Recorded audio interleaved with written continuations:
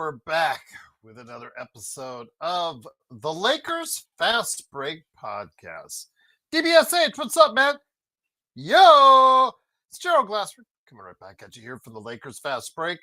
Pop Culture Cosmos, where we cover the latest news and trends in pop culture each and every week, twice a week, wherever you get your podcasts. Josh and I are doing something tomorrow morning where we get you up to speed. So it's going to go out a little bit later than normal, where we're talking about one battle after another, how it did at the box office. Was it a disappointment or was it a success?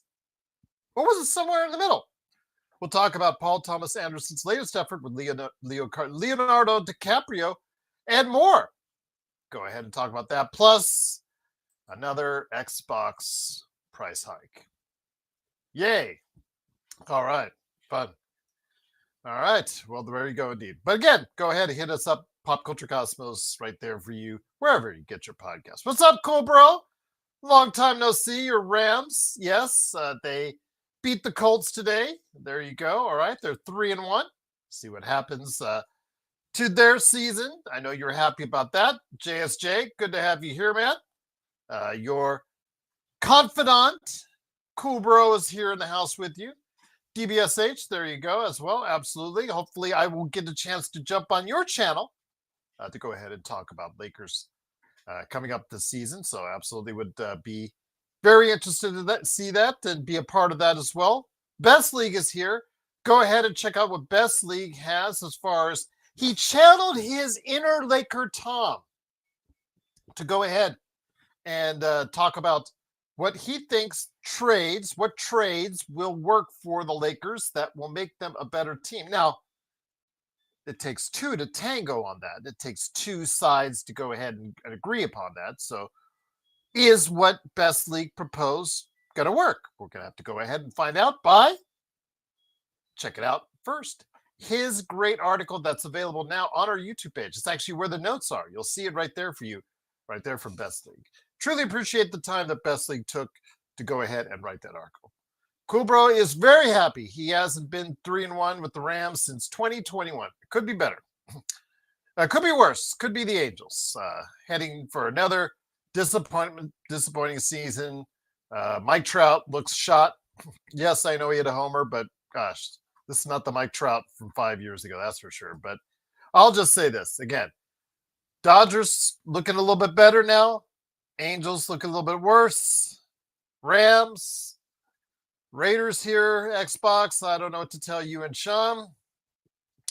You know, Geno Smith throws and completes more to the other team than his own team. I don't know what's going on with that. But tell you what, it's going to be an interesting sports week to discuss. Inside Sports Fantasy Football. Hopefully we'll get another episode this week. Hopefully we will actually do Lakers Fast Break Radio this week as well. Would love to go ahead and do another 3-hour show. You guys seem to enjoy it. The guys behind the scenes seem to enjoy it. So hopefully we will go ahead and do that as well. Yes, your inner Laker Tom, Best League, with the trade proposals. I'm not going to say crazy, but that's the trade proposal nonetheless. We'll go ahead and check out what Best League's doing on our YouTube page right there for you. Intel Wild, what's up, my friend? Always great to have you here. Dodgers versus the Reds. Yes, Dodgers versus the Reds indeed. Clayton Kershaw looks like $1 million, and hopefully he and the Dodgers will go on another run for another world championship. Cool Bro says, I think the loss against the Eagles will be our only loss this season. Oh, here we go, Cool Bro. I don't know. I think whatever Laker Tom smokes is actually mellowing to you. You will not go 16-1. If you think you are going to go 16-1, you're smoking something. But okay, playoffs is definitely doable. But I'll leave it at that. Cool, bro. What's up? Yeah, absolutely. I agree. GSJ 2-block field goals is impossible. Yes, it is, but it happened today in the NFL. But we'll go ahead, hopefully, be able to cover the NFL this week with not only the Lakers Fast Break Radio, but also Inside Sports Fantasy Football as well. Truly appreciate you joining us. Make sure you like and subscribe. Go ahead and check out what we're doing today as far as our NBA team previews. Have you caught up? I have been working very hard on that. I've got over 30 interviews in the books, and I'm bringing them on out each and every day, one and one more and one more. This weekend, we covered our crosstown rival, the LA Clippers. I had two great interviews over the course of the weekend with Ilian Lakani and Jared Knobloch. Hopefully, you get a chance to see that. If you're a member, you're already seeing it because for just $2.99 a month, I give it to you 24 hours in advance. So go ahead and check it out, but it does become available to everybody else afterwards. And tomorrow, I'm going to be dropping the Memphis Grizzlies with Dr. Josh Greer. So look forward to that as well. So with all this good stuff, cannot thank you enough for your support as we get back into the swing of things. Media Day is coming up here tomorrow or this week. Training camp is coming up this week. Everything is looking good for the Lakers as far as health-wise so far. Keep your fingers crossed, everyone. So with that, we're going to talk about the training camp primer. This is your training camp primer, and I'm hoping the guys will stop by. I asked John Costa if he could stop by. He said he'd try. Joe Soro, he went, I don't know. So maybe he'll stop by. Xbox, hopefully he'll jump in. We'll see what happens. But Search is here. What's up, Search? Great to have you here. Yes, JSJ did really miss you, cool bro. Yes, he has asked about you quite often. But everyone at my sailing program hates the thing. I think that Stafford is better. Oh, cool, bro. You never change. The more you grow up to be a man, the more you never change. Just you stay the wonderful person that you are. But truly appreciate you joining us again. It is the Lakers Fast Break. Cannot thank you enough for stopping by. But Lakers training camp is this week. Media Day with whatever will be talked about. My good friend, Mr. Jamie Sweet, who was on with me on Saturday. I stepped in for the Lakerholics and did the Lakerholics show with him. And he is convinced LeBron will announce his retirement tomorrow at Media Day. I don't know if it'll be that far, but I'm sure he'll be asked about it at the very least. So we'll see what happens with that. But I want to talk about the certain positions and the certain battles and the certain things that JJ Redick has to start thinking about going into the season as we play these 6 exhibition games, as we go into training camp. What are we trying to do as far as the rotation is concerned? So the questions that are out there, obviously, number one is who is the starting lineup? Who are the members of the starting lineup? You heard Joe and I, we differ on opinion on that. Jovan Buha, who I used as example, said it's obvious for him that you take Rui out and that you put Marcus Smart in. Joe, I think if you heard the other day on the show right here, he had says you take Austin Reeves out, put him on the bench, and then you put Marcus Smart in.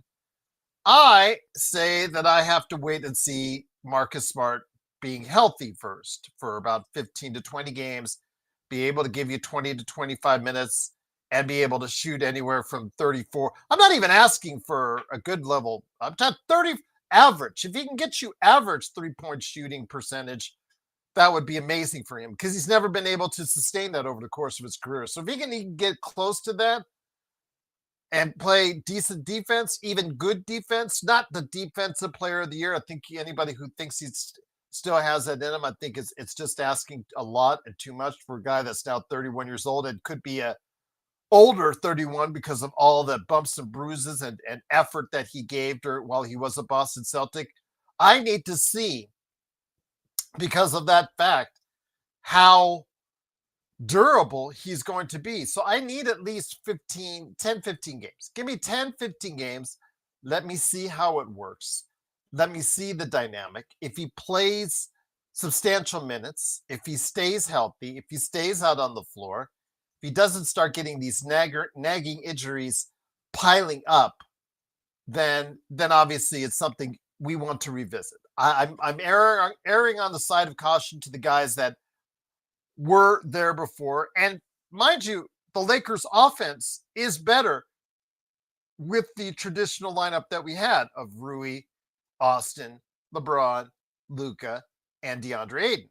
mind you, that's I think the offense would be best for that, but the defense is very much a question mark, and I will never argue with anyone on that end. But I just have to see if Marcus Smart is healthy, and the exhibition games are not going to do it for me because they're just that, exhibition games.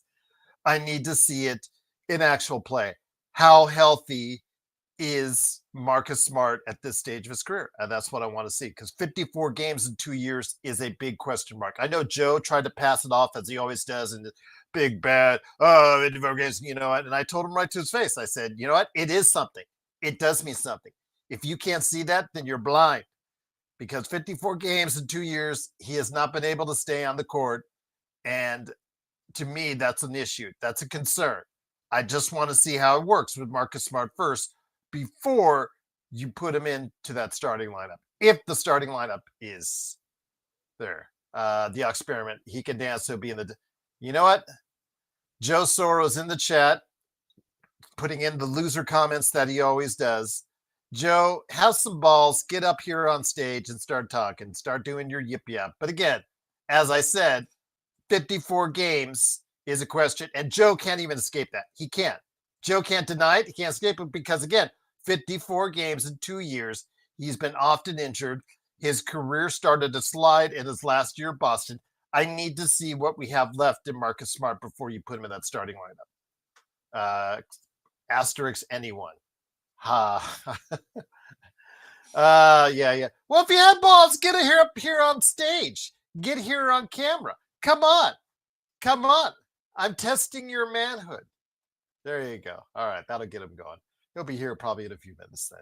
It'll be good to see him, though. Haven't seen him all weekend. But it is, of course, Gerald Glasser. Thanks again for what everybody's out here. Search and destroy. Yes, Gerald 1 and Joe 0. First quarter. Absolutely indeed. Gregory, what's up, my friend? Great to have you here. It is the Lakers Fast Break. Truly appreciate you joining us. Again, one of the major questions is, what starting lineup will JJ tinker with or put out there during the course of the exhibition season? Again, do you rely more heavily on the Lakers offense, or do you rely on what little defense that they have that could be there, i.e. in the form of either Jared Vanderbilt or Marcus Smart? And Jared Vanderbilt is a key question coming into this year. Can he give you any effective minutes? So he has to show out in training camp. He has a lot to prove. He got that, if you remember, that extension 2 seasons ago. And it looked, why? Because, almost immediately after, he got that double foot surgery, and he was out for that year. He came back last year and really was a shell of himself on both ends of the floor. Defensively, he was okay at best, but he obviously didn't make an impression. And offensively, Joe and I have talked about how bad it looked on the offensive end as well. So with that, that's another key question. Can Jared Vanderbilt become once again a reliable part of the Lakers rotation? That's something that will have to be hopefully signified and hopefully solidified during the training camp and exhibition game period. The thing is, what's the rotation going to look like? Because again, if JJ just sticks with the 4 plus Ayton, the 4 that were starting in the playoffs last year plus Ayton, and then he has Jake LaRavia, who a lot of people are high on. I'm intrigued by what Jake LaRavia might give us here. And at $6 million per year for the next 2 years, I don't think it's a bad deal at all. Even if he bellies up, you know what? It's a deal that you can easily move out or add on to another contract if you want other players. And then, of course, you talk about Marcus Smart being 6th or 7th guy, Jake LaRavia, 6th or 7th guy coming off the bench. Jackson Hayes, by default, is your backup center. That has got to be a little bit of concern, how many minutes you can leave him out there before it starts to really show itself, as far as maybe not the best thing. But again, he is our only real backup center, unless you want to put Maxi Kleber out there. What kind of player is Maxi Kleber at this stage of his career? He's been terrible his last 3 seasons in Dallas. Then he got injured. He, of course, in the Minnesota series, JJ did try him that one time, and it didn't look good at all. So with that, is there anything left in Maxi Kleber, or is it just a player who's playing out the rest of his contract or sitting on the bench the rest of his contract and heading back to Europe? We'll have to wait and see. Gabe Vincent, with the addition of Marcus Smart, Gabe Vincent becomes a less needed factor to some people because of the fact that Marcus Smart might get more minutes from the backup guard position if he is coming off the bench. So with that, Gabe Vincent has to prove that he can still play at an NBA level. Otherwise, this is also his last year of his contract. Again, I mentioned that seven prominent Lakers are in the final year of their contract. And in doing so, they are financially incentivized to really play well, which, again, should have you thinking that during the regular season, it might look, like another 48 to 52 win team, which would be right there in the thick of things in the Western Conference. Kurt Affair, what's up, my friend? Great to have you here. It is, of course, the Lakers fast break.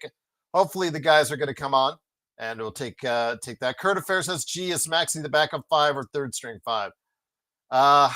Kurt, based off the player I've seen the past 3 seasons coming off the injury, he is the third string 5.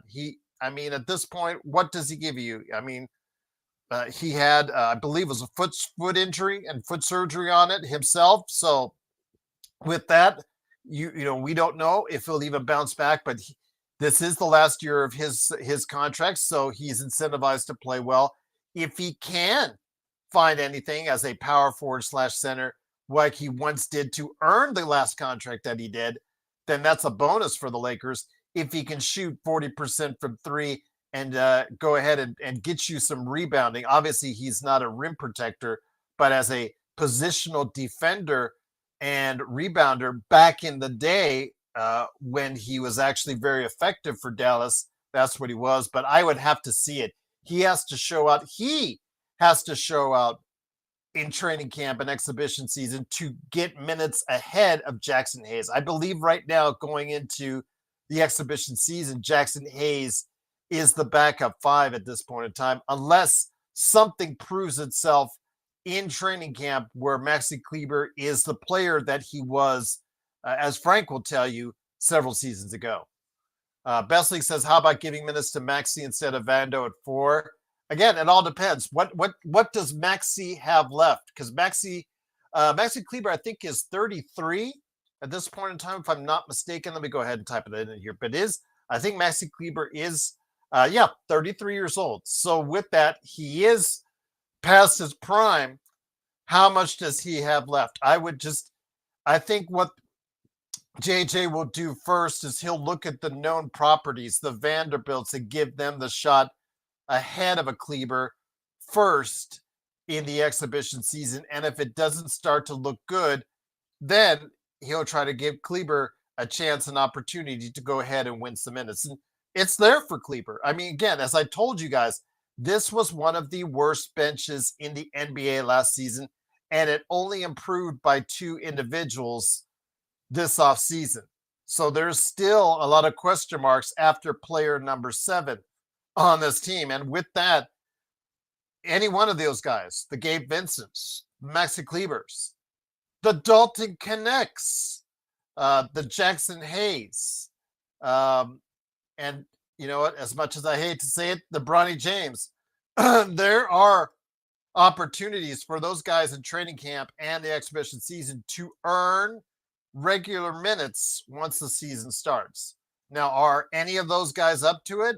We'll have to wait and see. But again, they have been a very disappointing bench last season. And I think with the 2 additions of Jake LaRavia and Marcus Smart, if they're coming off the bench, will help the Lakers quite a bit from the bench standpoint. But still, does it make us an average bench in the NBA? I don't know if I'd make us average. I'd still put us below average or slight below average, but they're closer to the mean. And that will definitely be a help for the Lakers. Cool, bro. May the force be with you as well, my friend. Do well in school this week. Continued success to you, my friend, and wishing you all the best. And happy for your Rams that they won.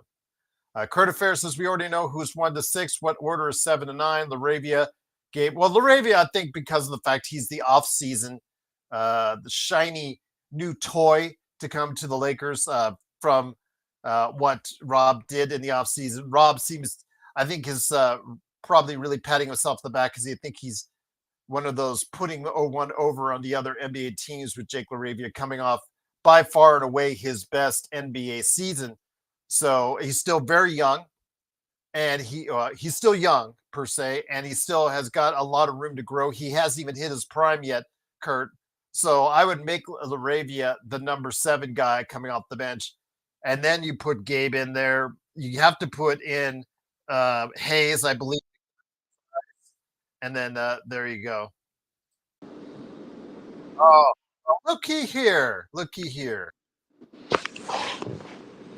I'm mobile. I can't. I'm been mobile all evening. Okay. The story of Joe. He is here. It is Mr. Simblades himself, Mr. Kirk Lazarus, aka Joe Soro. All right, my friend. Again, some of the questions leading into training camp that JJ has to figure out and try to answer.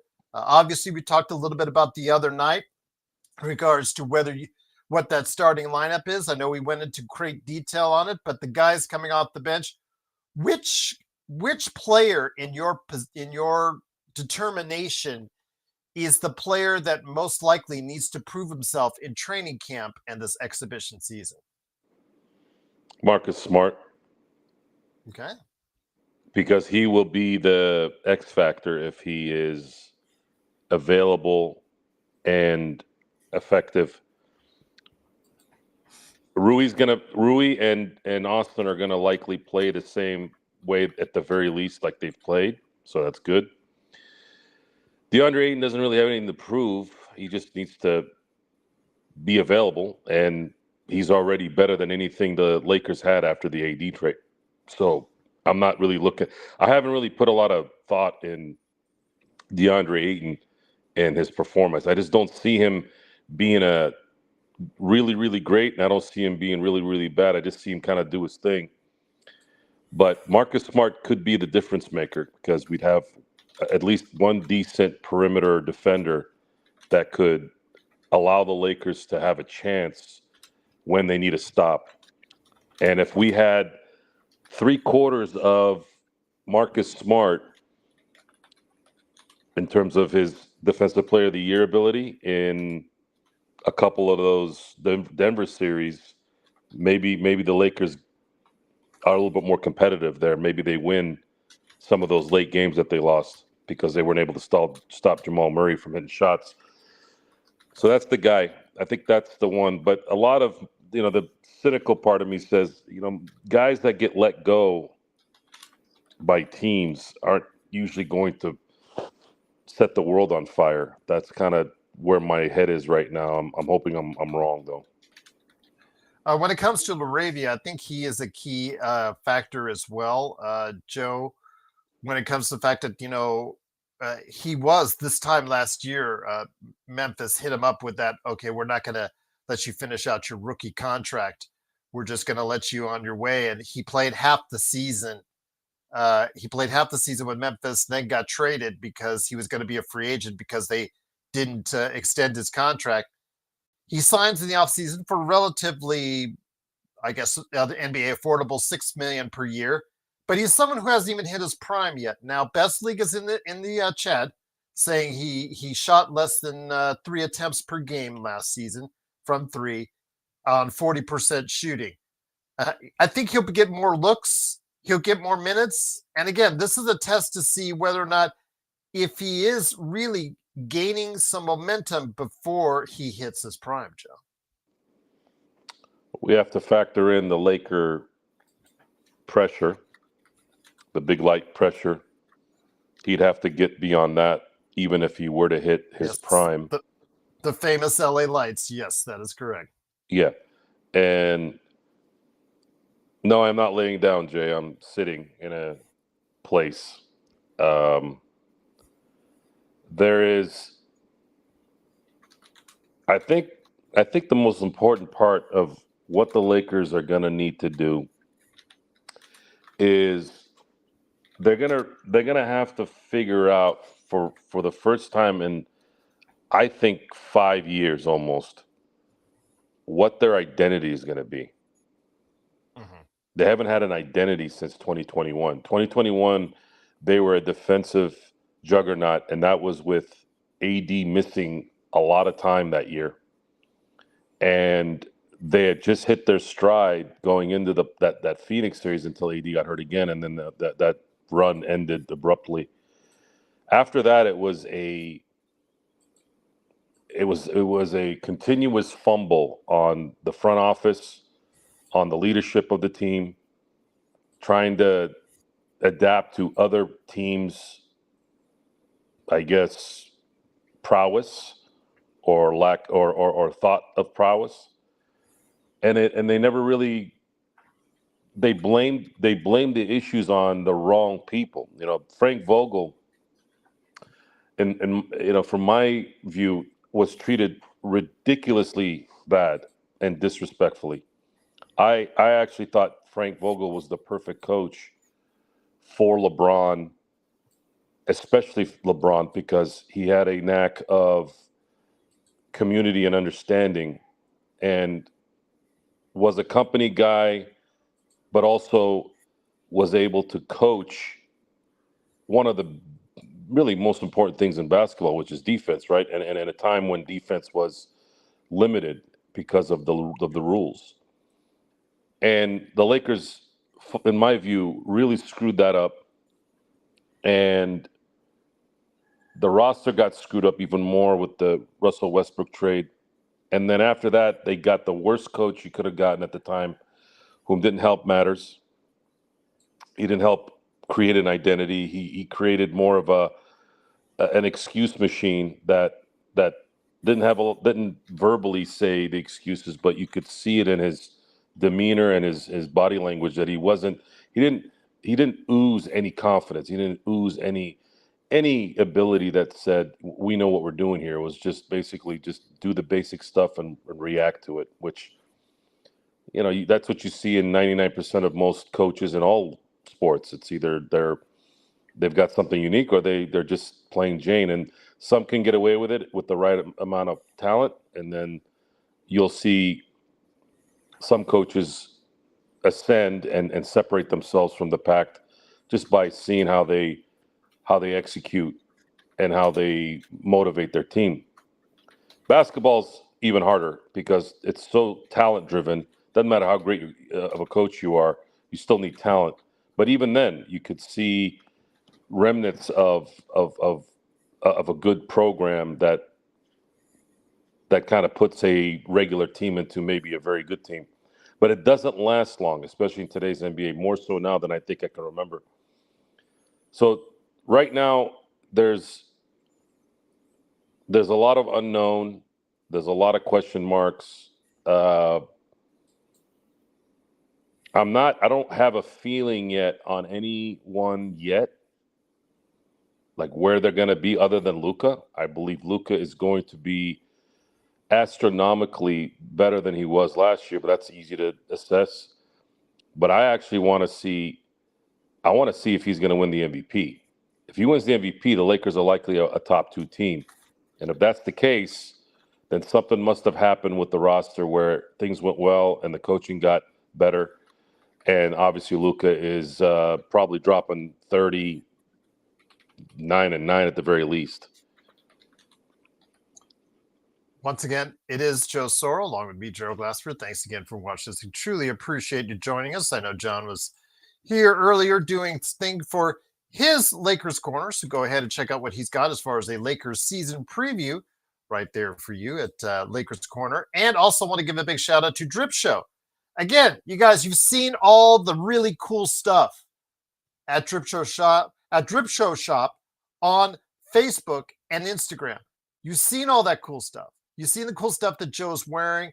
You've seen all the cool stuff that as far as what he got as far as from Canvas Art, what I got from Canvas Art, Empire Jeff, all these great things. You can have that too. Just go ahead and make sure for your holiday season, go ahead and hit up Drip Show Shop on Facebook and Instagram. But Joe, I wanted to get it back to you, my friend, when it comes to what we see at the back end of the roster. I have great concerns, and I know that Search is out there. He is very sound in his reasoning. I don't know how the Lakers can get through another season only 6 or 7 deep. Because if Laravia doesn't pop, that means there's one less individual in there that's going to contribute to the team. And already it's a thin team, in my opinion. So with that, over the course of the 82 game season, there's going to have some bumps in the road, people sitting out, injuries, et cetera, et cetera. How do the Lakers find some depth, at least early on, as far as in the rotation for the first few months of the season, before we could talk about any trades happening? I actually don't think it's so much the depth. I think it's can Dalton Connect, Laravia, the Marcus Smarts, can those guys be like a Vinnie Johnson off the bench? Can they understand their role that they're going to play 10 minutes one game, maybe 25 minutes the next game, and be just as effective? The Lakers need effectiveness from the bench no matter how many minutes, no matter how many shots they take. That's the difference right there. That's going to be the difference. Can they embrace it? Can they understand that when they're in there, they're each going to be the X factor, and they need those shots to go in when they're open, because they're going to get open shots. Teams are going to double team Luka. They're going to double team LeBron. They're going to drop back on DeAndre Ayton to try and get him to not maybe do his typical floater there from 2, 3, 4 feet away. Guys have to make shots, and they have to understand their roles. The identity of this team is going to need to be apparent probably right out the gate. And that's something that, in my view, is the most important part at this point. If there's no identity, if they're just going out there letting Luka do his thing and then letting LeBron do his thing, I don't know. I just don't see how there's going to be that cohesiveness that needs to be there when it matters. Because those moments where you make that important play at the end of the game, there's got to be some form of a system, an identity. So when we talk about 2020, what was going on then? 2021 even too. What was it? The Lakers had the ability to stop you at the end of games. And they were making timely shots at the end of the game. I know it was what seemed to be a one-off, but even AD was hitting clutch shots at the end of the games, right? But I think more important than that is the fact that you had guys like Rondo, you had like guys like Caruso, like KCP, staying in front of their guys, playing good team defense as well as their individual defense, and that set the stage, that set a precedent against the opponent, knowing that, hey, we're if these guys are going to be on us like flies on what, we're going to need to try extra hard to do that. And then, of course, LeBron James did two things in those 2 seasons that I wish that the Lakers could have continued to do, but they couldn't do to roster construction. That was LeBron developed a mid-range game that was consistent throughout an 82-game season and playoffs for the first time in my LeBron viewing life. He had that pseudo Dirk Nowitzki patent one-legged shot at mid-range it wasn't even fair that he was able to hit those shots, and he was making them consistently. And then on top of that, they were running and gunning, and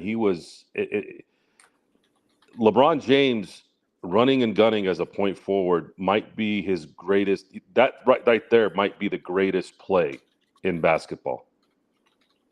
You could argue that the Kareem hook shot, but I think LeBron, with his athleticism, his ability to control the ball and run and gun, and I know he's older now, he can't do that, but I would like to see Luka do that, and then LeBron can be the trailer and take advantage of not having the pound and ground in the half court offense, but maybe get some chippies here when he leaks out a little bit. And even if he doesn't get to the basket, LeBron running with Luka, maybe he's going to find somebody open if they're diving to the basket. So this is the stuff that JJ Redick has to figure out. If we can figure this out on a 10:30 Pacific Standard Time evening on a podcast, I'd like to think that JJ Redick and the coaching staff are thinking of the same thing when they're doing their film sessions and their analyzations. So Okay. We'll find out. We'll find out here soon enough what the identity will be. Curtis Ferris says, I'm hoping media day we find out a bit more about Adu Thiero. Looking forward to seeing his athleticism preseason. Seems to be 6'8" in loafers. Again, very athletic. Again, all the rookies that didn't get to play during the summer league. Eric Dixon, I believe Marcialonis' kid, among others that did not get to play due to injuries in the summer league. I'm not going to expect anything much from them once the season starts. In fact, the Exhibit 10s, you just hope that they can develop in the G League and finally get a call up from the Lakers near the end of the season. But with the Adu Thiero, Joe, you really can't expect too much out of him. Defensively, it looks like he might become the best athlete and defender on the team, possibly as even late this year or next year. The problem is he was a below 30% shooter in college from three from distance, and that is imperative that he at least becomes respectable, because we already see what happens when you have a defender that cannot play both sides of the ball or come even close to being an offensive threat, Joe. Can't put too much on a rookie second-round pick who can't shoot. If he's catching lobs and he's smart enough to get to the basket and create space for himself to get those lobs, it's not likely to. You're not likely going to see him be an integral part of the team, and that's fine. It's okay. That's where development's going to be important. Even Caruso didn't develop up, but for a couple of years, right? And let's see what his work ethic is. If he has work ethic and he wants to get better and he can get better at shooting, then his athleticism and understanding basketball should come in as well. And then the Lakers can use him here in the next couple of years when I believe the Lakers will truly have a championship quality team, probably within 27. And then you have this guy that's an athletic freak that can jump out the building. That's a good asset to have down the road. Young and able to be athletic. You know how important that is. When you're athletic, you cover a lot of ground in terms of your basketball IQ because of your athleticism, and you can benefit the team in that realm, so that when your basketball IQ catches up to your athleticism, now you become a bigger asset and a regular rotational guy and someone that you can rely on getting easy baskets. So I'm going to answer Joe No Ball and the seeding question he has. So this is a discussion we've had for a few years. And if you look at the history of the champions, we talked about this a lot this last year. There hasn't been too many. There's only been 1 6 seed, and it's hard to say only because the current structure right now of the 7 through the 4 series of 7 only started in 2003. But this format, the 4 series before you win a championship, started in 1990. But the only difference is that the first round was a 5-game series, right? So I kind of put those together. So basically, you've had the same kind of setup, minus the 5 that's now the 7. You've had to win 4 series to win a championship since 1990. So that's 35 years. That's a pretty good barometer or a good idea of what that means, right? What the structure that is. You've had one team outside the top 3 seeds to win a championship. And that's the Houston Rockets in 1995. And Which is 95 what was an Joe is anomaly. saying right now. So he is basing his whole theory off of something that happened decades ago. Yeah, and even that happened 30 years ago. And that 95 season, remember, guys, this is I know I'm not discrediting Houston. It's very important that, yeah, I'm not Hakeem's one of discrediting the Houston. greatest of all time. Yes, Hakeem Olajuwon was hit. He was already in his prime years earlier, but he hit his super prime in 94, 95, and Houston deserved every bit of those championships. But if Michael Jordan does not retire, we don't know if that would have happened, right? And I know it's an if thing, but the point is, in 35 years, we've had one team win as a 6th seed. And then all the other teams that have won since are either a top 3 seed or more, or a 3 seed or more. That's it. And you had a couple of 4 seeds back in the 60s and 70s, but I don't even count that because you only had 4 teams go to the playoffs at that point, right? Like the 69 Celtics, they were the 4th team in terms of seeding in the 2 playoff series in 1969. So you can't really count that. It's only 4 teams that are going to the playoffs. So in 35 years, you've had one team that has gone outside the top 3 to win a championship, and that was 30 years ago. Seeding matters. It's very important to get home court advantage as much as you can in the playoffs because it's a drain on a team when you have to consistently play the first 2 games on the road because you rarely win those first 2 games. You could split it, but that's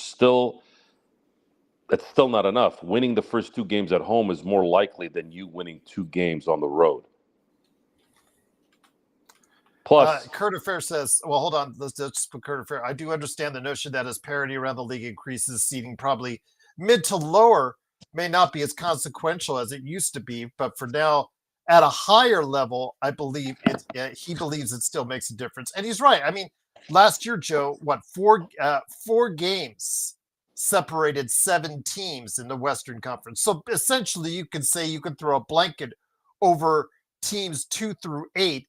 And almost all of them were pretty much competitive with each other. But the 1 seed, Joe, got every advantage of being a home seed and being a number 1 seed. They got Game 7 during Denver, and they got Game 7 against Indiana. So getting to the finals it doesn't mean anything as a lower seed. Because how often do you see a Game 7 won by a road team?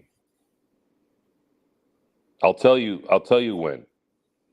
2016 and then 1969. What about what was Luka's with at Phoenix when they blew him up by 40? Was that No, Game 7? I'm talking about the finals. Oh, the finals. You're not talking about playoffs. Yeah, because you have to understand, guys, every round zaps a team's energy more and more, no matter what happens in the series. I mean, you have to be the Lakers of 01 for it to not zap you, right? But or the Warriors of 17. It's you have to be so astronomically better than everyone else. Those are the only 2 teams in the last 25 years that I've seen that have been that dominant. There's been dominant teams. Like there's been good teams that have, won during their run and convincingly won. But those 2 seasons are, the Warriors went 16-1 in 17, and then the Lakers went 15-1 in 01. They were dominant. Other than those 2 years, it does zap your energy. It zaps that energy more and more. The pressure gets harder. From the Western Conference or Eastern Conference Finals to the finals is a gigantic leap. It's almost like college to pros.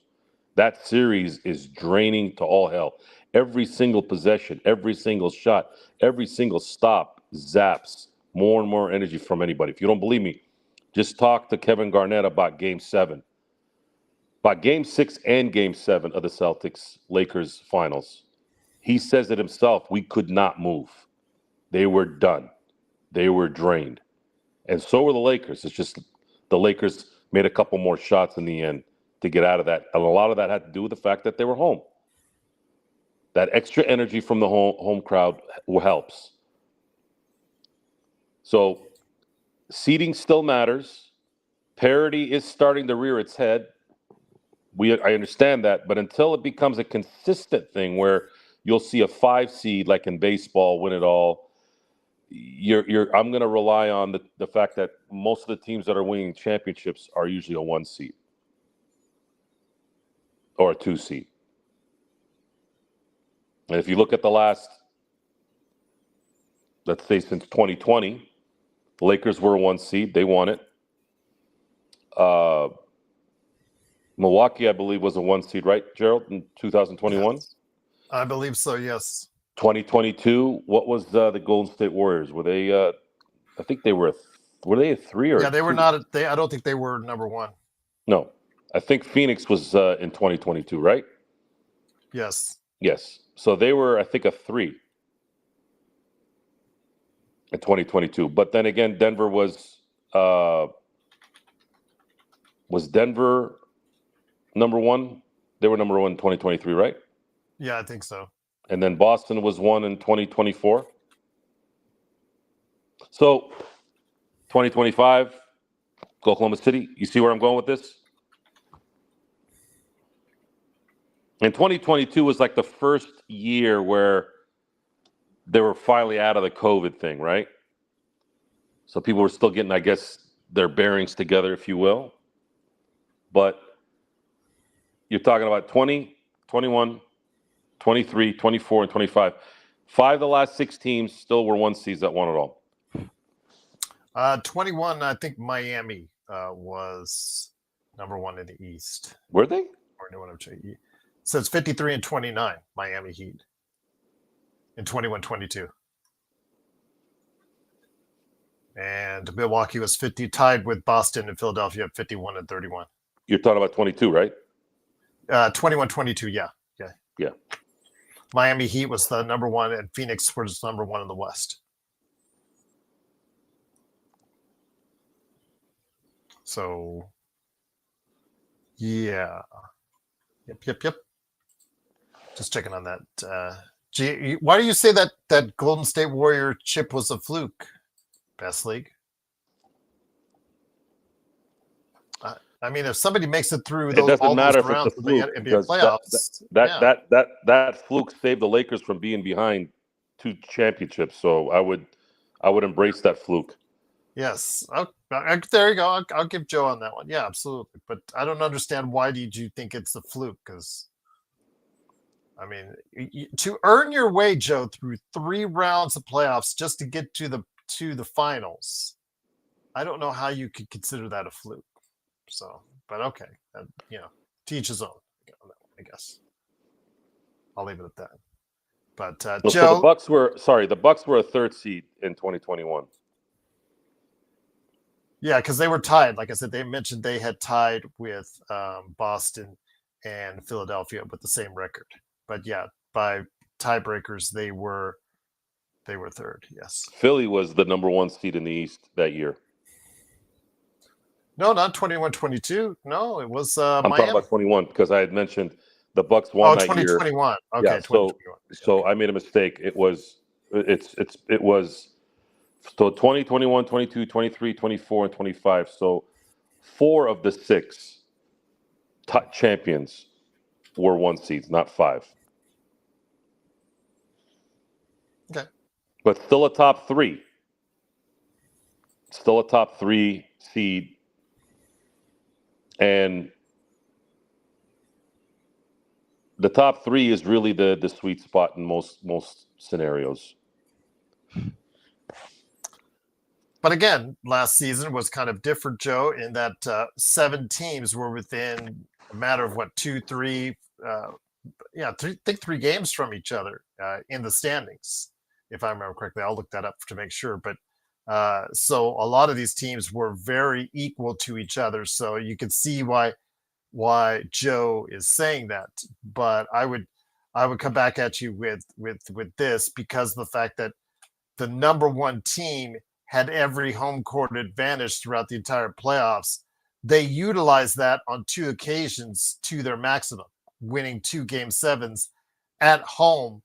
Whether or not you want to give them the full props or asterisk because of Tyrese Halliburton, there's a good chance they still would have lost that game against Indiana, on how you see fit on that. So I just think that seeding is important. At least what Kurt says, at a higher level, 1 through 3, I think it is very important as far as that's concerned, especially because you're getting home court advantage, and that game 7 on your home court, the odds are extremely in your favor, Joe. Yes, winning game 7s, the deeper you get into the playoffs at home, is going to be the easier way. No one's going to remember Oklahoma City playing game 7s unless they're Oklahoma City fans. All they're going to remember is Oklahoma City won the championship. They were the number 1 team. They had the best record. They had the MVP. The MVP won Western Conference Finals MVP and Finals MVP. That's all anyone's going to remember. No one gives a damn about how, who, what. Halliburton being injured, sure. Guys like us will remember. We'll talk about it because we're detailed guys and we have a memory for it. But in the next 5 to 10 years, all that's going to be remembered is Shai Gilgeous-Alexander and Oklahoma City Thunder had one of the best seasons you could have for a team. The MVP up and down the playoff seeds, and then a championship to boot. The only thing the only thing that will change is, should they reinstate the Seattle Supersonics, the Oklahoma City Thunder may have their own championship, their own retroactive expansion team, but in the future tense. Mm-hmm. That's it. Which I think would be, which I think is what Adam Silver is going to do. So they'll return the Seattle Sonics history back to Seattle, and then Oklahoma City Thunder will be an expansion team after, what is it now, since 2010? Yeah. Yeah. Which I think would be best.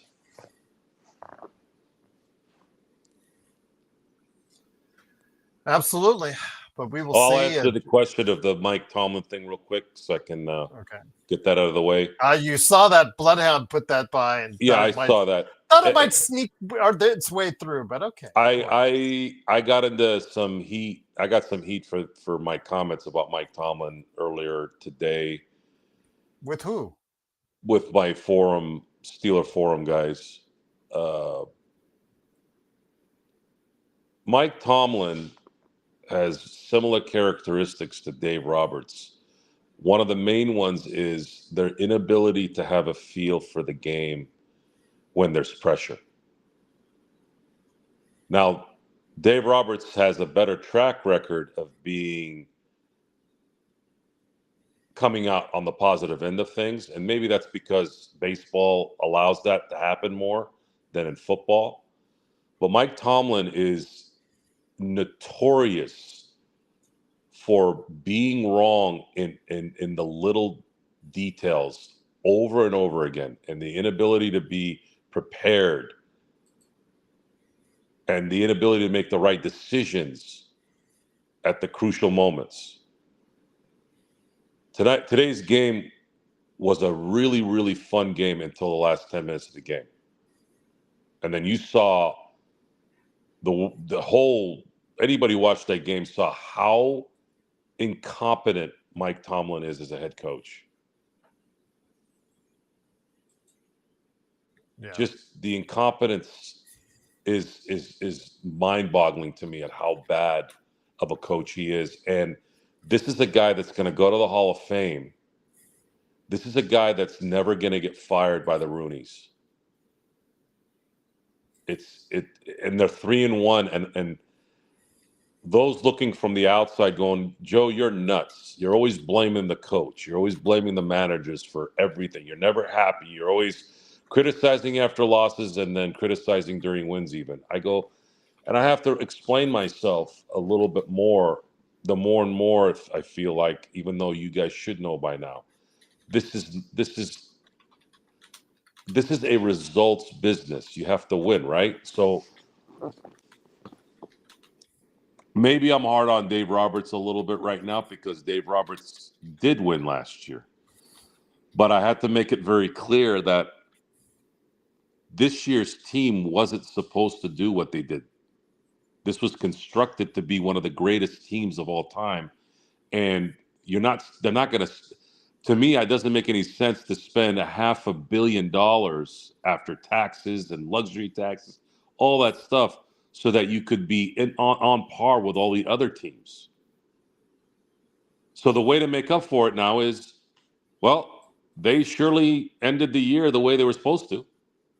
And if they make a run here, sweep the Reds, beat Philly in 4, destroy Milwaukee, the Cubs, or San Diego in the NLCS, and then roll over anyone in the AL. I told Empire Jeff this, and I mean it. I will not say another negative thing about Dave Roberts or the Dodgers for the foreseeable future. Are you feeling well? You can't. I couldn't. Out of sheer just respect for the fact that if you truly get beyond this and win the championship, I can't, in good conscience, criticize anymore. Back-to-back championships, and to win it the way they're going to win it, I can't. Even if they don't make the playoffs next year, I have to sit there and go, well, how often do you see a baseball team go back-to-back? It's very rare. The Yankees of the late 90s did it.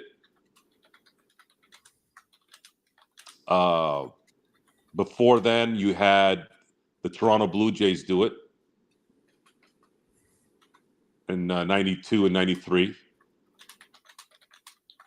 And then before then, you had, I believe, the Yankees in 77 and 78. It's a very rare.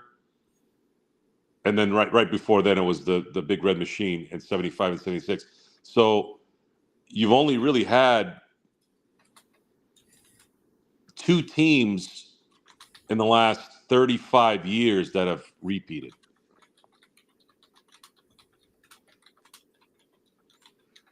Okay. So I can't, and I can't expect the team to three-peat. Like if the Dodgers win it this year and they don't three-peat next year, you can't sit there and go, oh my God, I can't believe this, and this, and that. Even if you've got merit, even if Roberts really shits the bed, you can't. It's like, well, yeah. So I've given my word on that. But Mike Tomlin, you can't do that kind of stuff in football. Football is a little bit more rigorous. So I don't know what the Steelers are going to do. I don't know. I don't know what they're going to do if they end up going 10-7 again and getting destroyed in the first round of the playoffs. I don't know. Probably the same thing. Once again, it is Kirk Lazarus, a.k.a. Joe Soro, along with me, Gerald Glassford. Thanks again for watching this. I truly appreciate it. Don't forget, I've got my team previews going strong. I did the Clippers, and it was so enjoyable to talk about the Kawhi gate with both Jared Knobloch and Ilian Lakhani, who write on the Clippers this past weekend. So you check out those 2 episodes that are coming up right now. If you remember, you can get them already at $2.99 a month. But if you want, you can go ahead and check them out later this week. But they're very interesting to see. Because you can only say so much if you write about the Clippers so that you can go ahead and stay on their good side. You don't stay on their bad side, but it is what it is. But go ahead and check out my latest interviews right there for you on the team previews. It's been a great series so far, and it'll keep on going tomorrow with Memphis. Looking forward to showing you guys that there for members, and then later on in the week for everyone else. But Joe, thank you, Search. As always, truly appreciate you stopping by, my friend. Yes, $2.99 a month for our memberships. But Joe, before we head on out, because I just wanted to hit up real quick what to look for in as far as what's going on with training camp. I know tomorrow, or I know Media Day, is so fun because we try to interpret all the player speak that we're about to hear. Some of it will be nauseating, some of it will be cringe-inducing, some of it will be like nails on a chalkboard because it's the same cliches that you hear every year. Everybody's in the best shape of their life. They're going to give it 110%, got championship goals, et cetera, et cetera, et cetera. But what are you looking forward to as far as for Media Day coming up? What is Joe? What do you think that Joe would like to hear coming out of Media Day? What would surprise you coming out of Media Day? That would be a pleasant surprise for you. I actually would like LeBron to announce that this is his last year. Jamie's right there with you. I think that would be a great way to start. I think it would be poetic. Clayton Kershaw today pitched his last regular season game. What a game, man. And he won his 11th game this year. And I have this thought in my head of him closing out a World Series ninth inning like Buehler did last year and letting Kershaw go out in the most deserving way possible, especially with his past issues in the playoffs. And the more I think about it, the more I feel more and more bad. You know, the 2017 screw job was more about the guys who never got a chance to put something in their trophy case that they'll never get. You know, you had Andre Ethier. That was his last year. Andre Ethier was what Justin Turner was for years, right? For the Dodgers. He was that identifier for the Dodgers. He was kind of the heart and soul. He lost out on a championship. Yasiel Puig, even his erratic wild horse personality, he didn't get a chance to win. But more than that is Clayton Kershaw had a chance to close out a narrative that year, and he was on his way. He had pitched a brilliant game one and would have pitched a brilliant game five had those pieces of shit not cheated. And to put that in perspective, for those of you who don't know, and it's online, you can check it. Clayton Kershaw threw 52 off-speed pitches in that game. Gerald, do you know how many times there was a swing and miss on those that whole game? How many? 0. Nice. That's not possible. That is not possible to not swing at 52 off-speed pitches from, in my view, the best pitcher of our generation. This generation. This last 15 years. So he would have likely won that game. Dodgers were up 4-0 and 7-4 in that game. He would have won that game. He would have won 2 games in that series. Dodgers likely closed out in game 6, and he would have probably won World Series MVP. And that'll never get made up. That'll never get made up, ever. But I think it would lessen the hit at least a little bit if the Dodgers can make a run here, get to the World Series, be up 3-1, 3-2 in that last game before they can close it out. And they're up 5-1 or 6-1, and Doc puts in Kershaw to close out the 9th inning and have him close out the ninth inning and run off to the sunset, right off into the sunset, because we're not going to see Kersh. We're not going to see Kersh after this. This is probably why Dodger fans are a little hurting right now. And even I'm kind of emotional about it. Not crying emotional, but just kind of feeling bad. Because Kershaw is actually one of those guys. him and his wife, they actually go and help people. They don't just send money to a charity. They go to other countries. They go to other places, and they actually really, really make a difference. And that is actually, to me, his legacy. And I'm upset with myself, even though I haven't done it in a while. It's been a few years because I got it out of my head. I was like very disappointed in myself and looking at Kershaw and the way I was looking at him. I was looking at him in my own selfish way of not getting what I wanted from him. But a lot of his playoff blunders made me think of him in a really negative way, and I really got mad at myself for allowing myself to do that. And I haven't since. It's been a while, and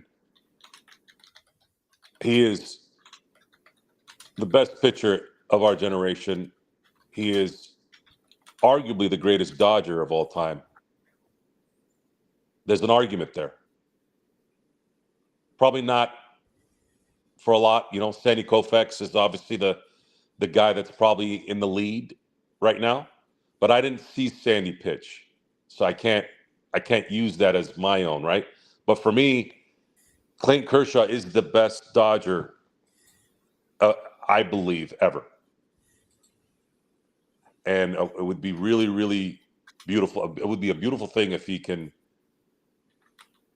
end it in such a good note, end it in the way that Buehler ended it last year, and taking it home and closing it out and winning it all.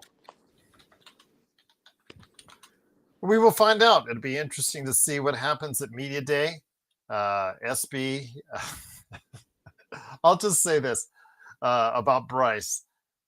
Remember, obviously heart attack aside, Bronny only averaged 5 points a game. Remember the famous Joe rant where he said he could average 5 points a game in college? I think that's one of your classic ones.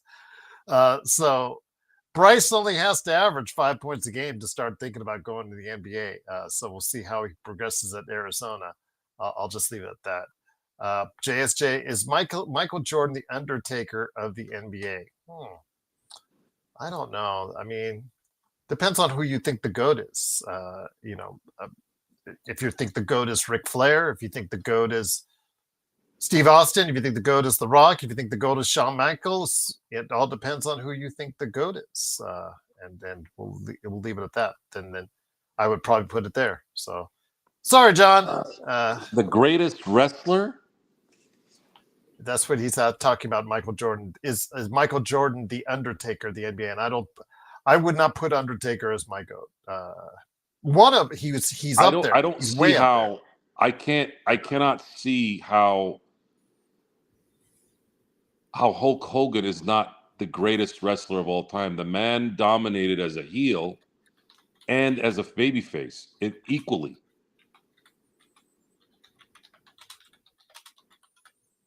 He spanned two eras, the two greatest eras in wrestling. And I know Hulk Hogan had his issues behind the curtain. I know his skill set wasn't displayed like it maybe should have. He did a lot of the real wrestling when he was in Japan. Didn't need to do it in America because America wanted to see the flash. He gave the people the thing that Hogan did, and it's something that doesn't get talked about enough because most people don't look at it that way, is he truly worked off the crowd. The crowd is what his focus was always about. Before they had that infamous match before he had that infamous match with The Rock wanted to rehearse. And Hogan looked at him like, what do you rehearse what? I don't go off rehearsing. I go off the crowd. Hogan always thought of the business of I know he came off arrogant and all that stuff and a little prissy. I get that. I'm not saying he didn't do that stuff. But in the end, it's hard for me to look at some of the matches where he did job and say, well, this guy always had to be his way. That's not true. He took the torture rack, and it's still my favorite ending to a wrestling match ever. Bret Hart. Mm. Bret Hart against Mr. Perfect at SummerSlam when he put him in the sharpshooter with his tights ripped. The pin with Davey Boy Smith, where Bret Hart lost. Those are the three endings that I remember thinking, man, wow, like I couldn't believe it. But the forever will for me, number one is Luger racking Hogan on Nitro, and watching Hogan quit. Like I was like, what? So he did do that. He did take the losses like that, and it came down to business. And I don't think anybody did it better than Hogan. I just don't think anybody did it while being positive or negative. I don't think anybody did. Michael Jordan, Hulk Hogan was the Michael Jordan of wrestling. I disagree. I would say it's Flair. Flair had more great matches over the course of a longer period of time than Hogan. And while you would say Hogan obviously elevated as far as crowd response and elevated the sport and industry with his obviously ascension and rise in pop culture, I can't argue that. As far as who is the greatest professional wrestler from both a standpoint or from a technical standpoint, creating a match, building to a match, promos, etc., going all over the world to defend against people in other territories all around the world for decades. I still got to go with Flair, and that's just me. But again, from it's very subjective. From a wrestling standpoint, yes, but Hogan.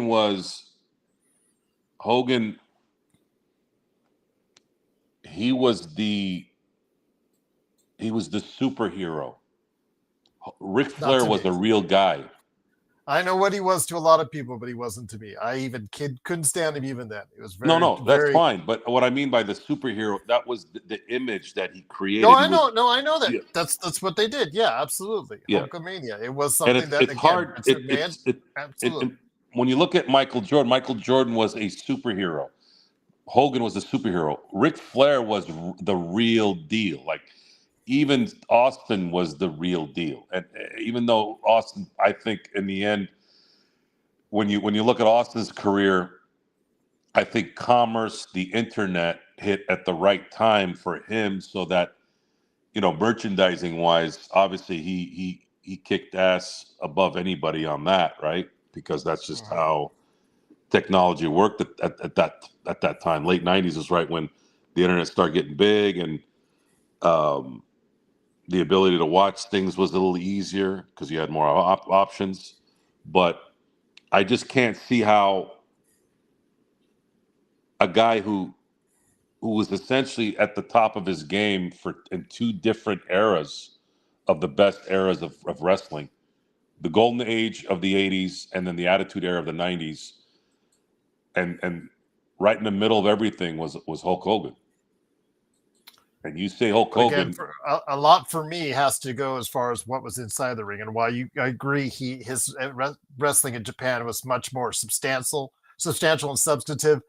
Again, what he did inside the ring and outside the ring, creating the image of that personification of greatness, that he just had much more of an extensive run than even Hogan did. Because when Hogan started to come to rise in WWE, Flair was already at that level. So again, both great careers, fantastic careers, but I still have to give the slight edge to Hogan, even though in the chat, yes, Austin 316 peaked even more than what Hulkamania did at the time.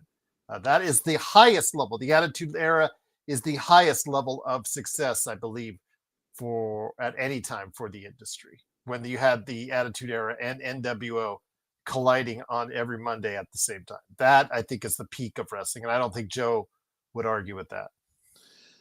Calling LeBron the John Cena of the NBA, I think, is a good comparison. Mm-hmm. There's a polarization of John Cena, much like LeBron. And since we're talking about training camp. I'll kind of revert back to what the question was before we segued a little bit. I think things would get very interesting if what Jamie said comes true. LeBron announces that this will be his final year. I think that would be very, very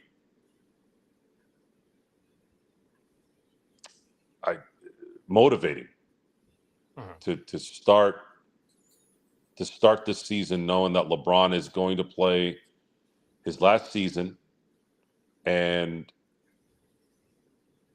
try and squeeze everything you can this year to make one last run. He'll get his congratulatory things, and he'll have spent 8 years, double the time he spent in Miami. And man, maybe we can get lucky and maybe send him home with a title, right? So I think that'd be a good way to start. I think that would make me very excited about the season even more. And it would make the All-Star game more meaningful, knowing that this will be LeBron's last All-Star game. Be last time playing in Cleveland during the year, last time playing in Miami during the year. He'll have his last time playing at the Crypt. So you'll have all these moments that you'll be able to kind of enjoy and celebrate one of the greatest players of all time. And we start to forget about the negatives of LeBron, on the things that have bothered us about LeBron. I think that'd be a nice change for at least for a lot of us to get away from and just focus on that. Yeah, Kobe. I was fortunate that Kobe announced his retirement.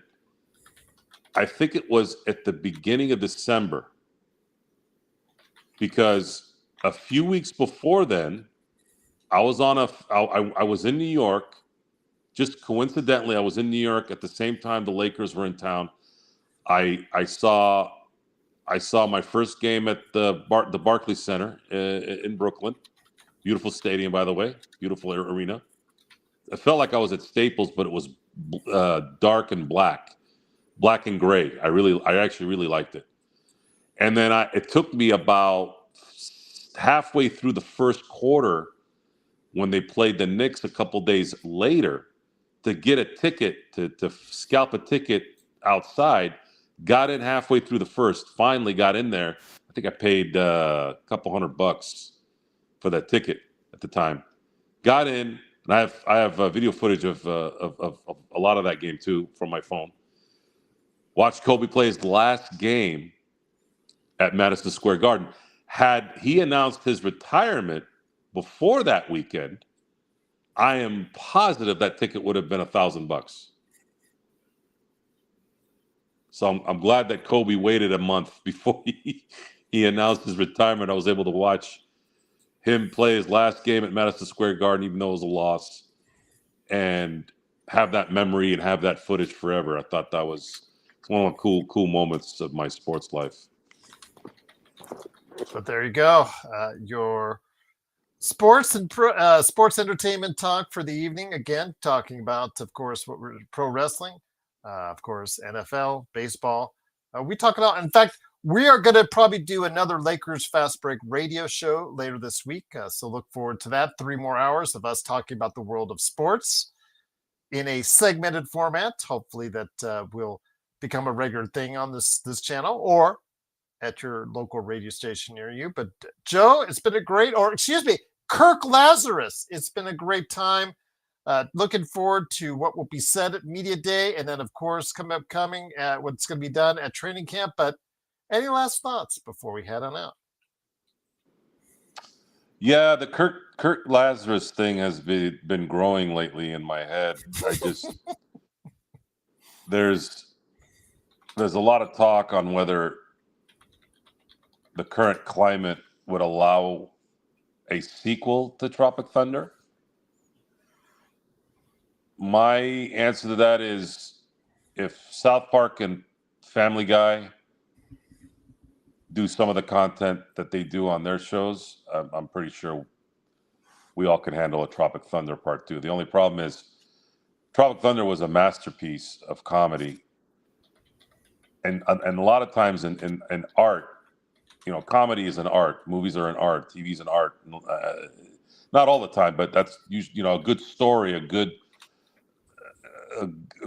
media quality story is what that it's there's an art, and art sometimes is about timing. It's about what the current culture is at that time. I don't know if it's possible to be funny like it was then. I think people's humor is different now. Besides the politically correct stuff, especially with comedy. Comedy is very difficult. It's very difficult to make a good comedy. You have to have the right actors. It's not like making a horror film or a martial arts film where the basis of the success of those kind of genres are because of the actual reason why you're going there, which is to see people fight or see people die. Comedy it's very subjective. Some people can look at Vince Vaughn and say, oh man, this guy's funny. Will Ferrell, oh, this guy's funny. And then some I've heard say, I can't stand Vince Vaughn. He's an obnoxious slob. And then, of course, Will Ferrell has his detractors and saying all this guy does is yell when he's trying to be funny. And I don't really care for it, right? So yeah.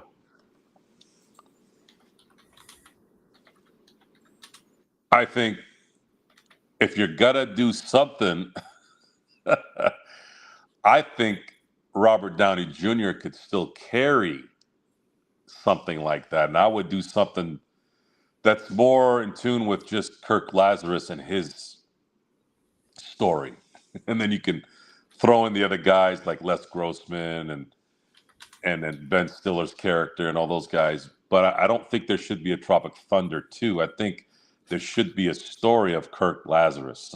No, I don't. No, not Kirk Lazarus. Les Grossman. That should be a full Les Grossman movie. I would pay a ticket for that. 5-time Academy Award-winning actor Kirk Lazarus as whatever character that they decided to finally go with when if they were to get, and have Les Grossman be the producer of that particular film and then create a story around that. I think that would probably be a safer bet because you're not gonna, Top Gun Maverick. I think once again, I think the timing of that was perfect. I think they put enough nostalgia in there with the right action, the planes, right? And they were able to make it work at the right time because people were waiting for something like that at that time, especially after what was going on with COVID. I'll tell you what, if Les Grossman does a full movie, just him berating Bill Hader and Matthew McConaughey for 2 hours, I'm all in for that. That would be just great.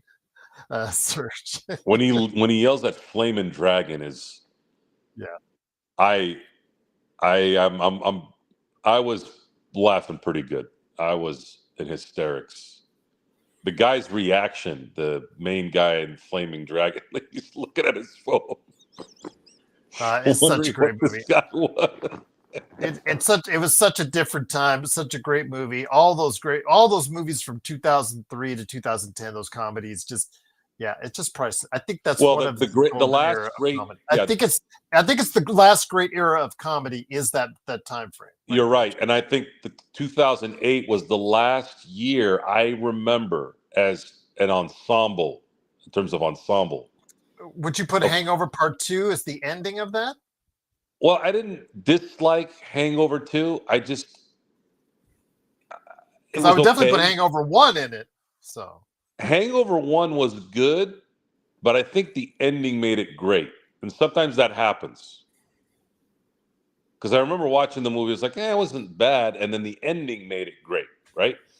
Yeah. 2008, to me, was the last great movie year. You remember in the 90s, you had 94, 93, it was just like when you look at the catalog in 95, 94, it's ridiculous. All the the Pulp Fictions and the Forrest Gumps and the Shawshank Redemptions and the Schindler's List. I was like, you're looking at these films. I'm like, Jesus, every film was off the charts, right?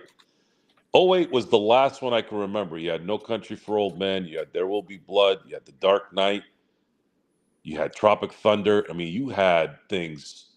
You had Iron Man. They were like, that was the last year I remember that had that just every weekend, except maybe in March or in January, where you had phenomenal films, at least one great film a month. Great film a month. And then the summer was like one great film every week. That was the last year. So I don't know if we'll ever get to that. I don't know if we'll ever get there. There's so much negativity online, and it's controlled by an entity that isn't real half the time. It's saboteurs. It could be international, it could be local, it could be domestic, whatever. But there's so much hate that drives a mind, even if it's not coming from a real place. You almost have to get out. You almost have to remanipulate. I know that word doesn't make sense, but manipulate or re-manipulate the audience that's reading the trash out there and the bad reviews on something. When I'm like, wait a minute, this movie wasn't bad. Why is it so bad?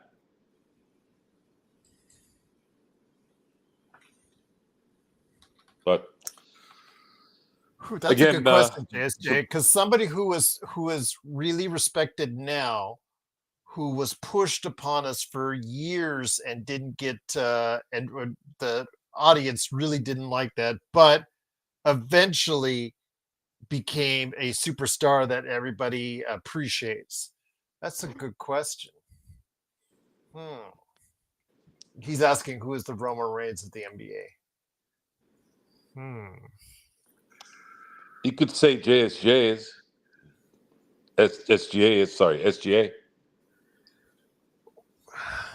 How so? Because he wasn't pushed upon us, and everybody didn't poo-poo on. Because remember, late 20 teens, McMahon, he was his guy, and everybody just could not stand it.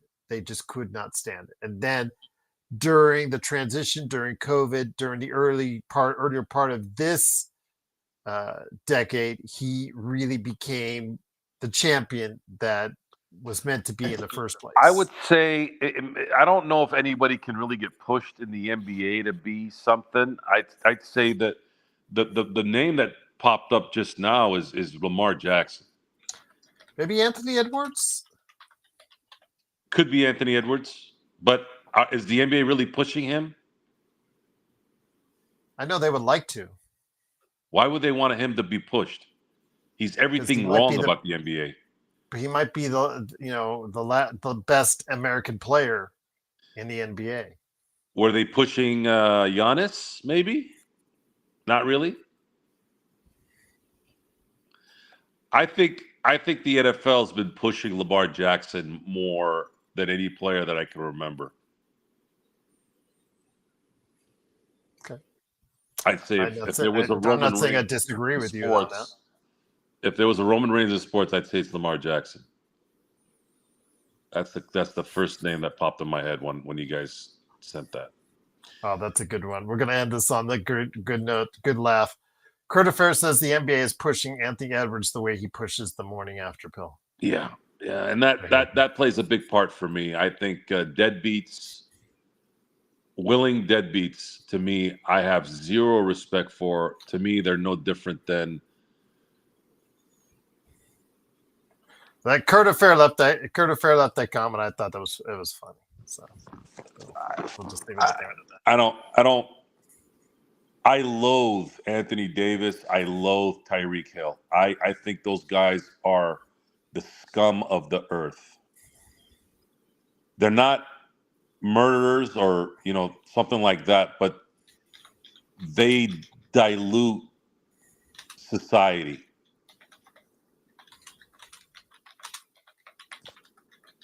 They don't make society better. They make it worse.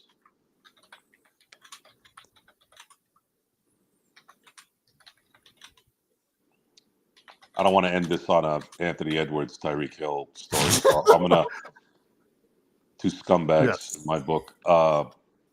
Wemby. I think he could be the real deal. I know he can be the real deal, but there's something, I don't know why. There's something going on in my head about Wemby that I don't know what it is, but I'm not fully in yet. Mm-hmm. There's something there. I don't know if it's because he's French. I don't know if there's a possibility that he might not make it for the long haul. I don't know. I have to let it marinate a little bit. Kurt Affair says Cooper Flag the next face the league is trying to push. Yes. No. I think I don't think Cooper Flag will be that guy. But I'm saying is he the next face the league is trying to push right now? Yes. Mm-hmm. Yes. If you look at the TV listings, yes. I don't know if the NBA has a face right now. Still LeBron. Won't. But the face is still LeBron. And a little bit of Steph Curry. But hopefully it'll be Luka by the time this year's up. Luka is my pick after LeBron. Uh-huh. But Luka's going to have to win.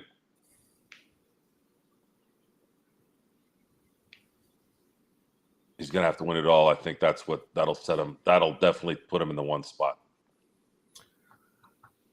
So with that, it is, of course, the Lakers Fast Break. A truly great conversation, everyone. Truly cannot thank you enough. Again, check out Best League's trade proposals on our YouTube channel. He's put a nice article, put some real time into it, so go ahead and check it out.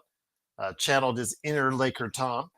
And then, of course, my team previews will continue all week long right here at the Lakers Fast Break. So, Joe, any experiments coming anytime soon? I was going to have a show tonight, but because I unexpectedly went mobile today more than I thought I would, the plan is to have something for tomorrow so that we can have a little preview of upcoming wild card series, which MLB needs to really figure out what this is. A division winner playing in a wild card series that could take them out in 2 games is a stupid, absolutely stupid decision. And it's always something, I know, but I'll have a show tomorrow. I'll talk a little bit about it. I'll talk a little bit about the Steelers this weekend in the NFL. Tonight's game was great, and the fact that it ended in a tie really. I was watching it. Mike Tirico, Chris Collinsworth said some stuff at the end of the game that actually made me laugh. They're like, "Well, thanks for inviting us to the party." And that was a good way to put it, because I just sat there looking at everybody congratulating themselves, and I'm like, is this really a tie? Did this really end as a tie? Whose idea was to make overtime 10 minutes? It's just ridiculous, Joe. You know what? College figured it out a lot better than the pros. I understand it was a great game. Absolutely was a great game. I'm not going to, Search was absolutely right when he said that. But again, I thought the idea with this new overtime rules or the recent changes on the overtime rules was to avoid exactly what we saw tonight, Joe. A tie, a kissing your sister again. I think it was worse. I think this was like going out on a date with a really, really hot chick and everything's hitting. She's laughing at your jokes. You had a great meal.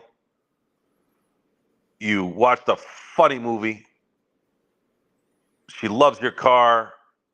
The night weather was great. And then right when you're ready to handle business, there was a fire in the building and no one could go back in there all night. That's pretty much what it felt like.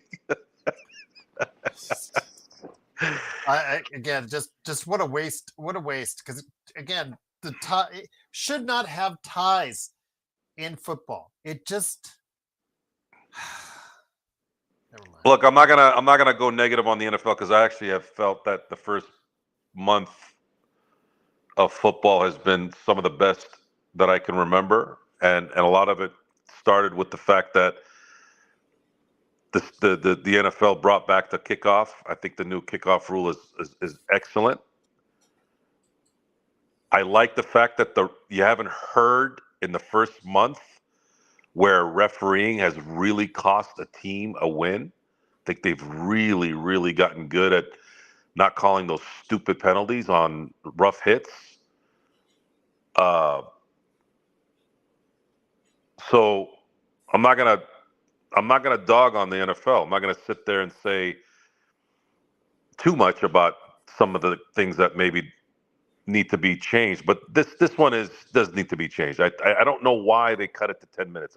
I mean actually I do know why, because it's less chance of somebody getting hurt. But 10 minutes goes by so quick in overtime, and if I think they should definitely start thinking about adopting, either put it back to 15 minutes,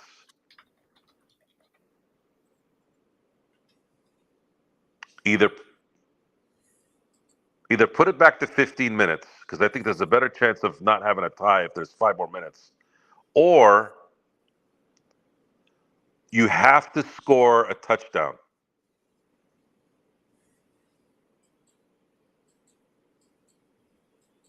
instead of a field goal in overtime, something like that. Because I don't think they're going to ever want to do the college thing where they put the ball at the 25. Seems to work. That's all I'll say. Seems to work. All right, but on that note, it is the Lakers fast break. Or what they could do is, there's a couple ways to do it. I don't know. It just takes away the integrity of the game. Did you? You know, I find it hilarious. Don't you think it was less ties when it was just sudden death?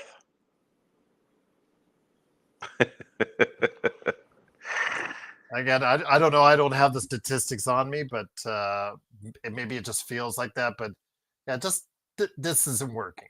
To make it easy, I think I would just put it back at 15 minutes, and then each team gets a chance. And then at that point, if it's a tie, it's a tie. Then the hell with it. I hate ties. All right.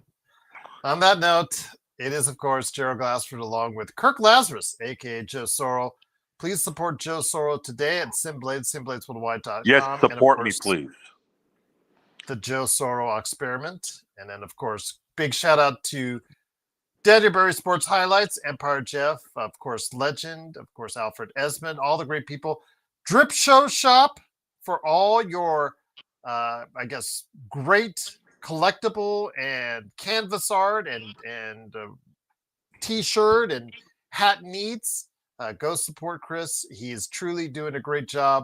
I am very privileged. I got to put up that canvas art that he got me. I've got it sitting right over here of Kobe, so that you guys will be able to see it every time I go on the air. That will be happening in the days coming forward. But yes, looking forward to a good week, possibly a Lakers Fast Break Radio, and of course more on Media Day and Training Camp, always coming up for you right here at the Lakers Fast Break Podcast.